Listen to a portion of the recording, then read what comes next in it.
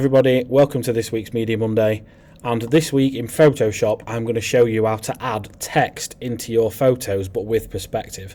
So this is a Porsche 964 Turbo that I shot a couple of years ago, and I've just added this text in, and as you can see it follows the perspective lines of the wall in the background. First of all, we go over to our text, we'll draw a text box. I actually have the Porsche font in here. We'll just type Porsche in there. Ooh. And then we click. You can see that we've written Porsche up there. So what we do is we go over to where the actual image is there. We click right and select the pixels. And what you'll see is the Porsche has been selected all the way around the outside of the letters. So what we do on a Mac, we press Command C to copy the text and Command D to unselect it.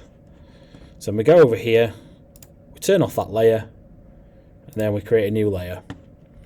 In this new layer we go to Filter, Vanishing Point. Now this screen opens up. I've already drawn this in the vanishing point.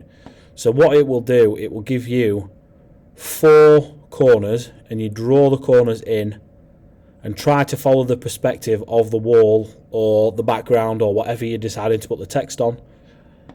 And then when we get to that point and the box is actually drawn, we press Command V and the text drops back onto the image and we just drag it into there. So what it's done, it's made the text follow the perspective of the vanishing point that we have drawn, but we now need to edit the text. So if we press Command T, we can then drag the text up.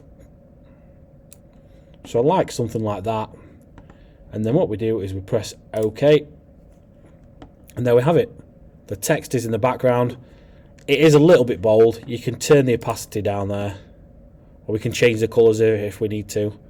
I just like it if we turn it down very slightly. Gives it a lot more subtle look. So this works with multiple blocks of text. It works with logos. You can make the logo like a background logo on the wall, follow the perspective of the wall. So it's just a brilliant tool to be able to learn how to use in Photoshop. So come back next week for more tips. If you could drop me a like on the video, if you could subscribe, you'd find out when all these new videos are going to drop. There's going to be some product reviews coming up very soon, some exciting new products. So if you could subscribe to me, that'd help the channel massively, and you'll get to see a lot of tips and a lot of product reviews. See you next week.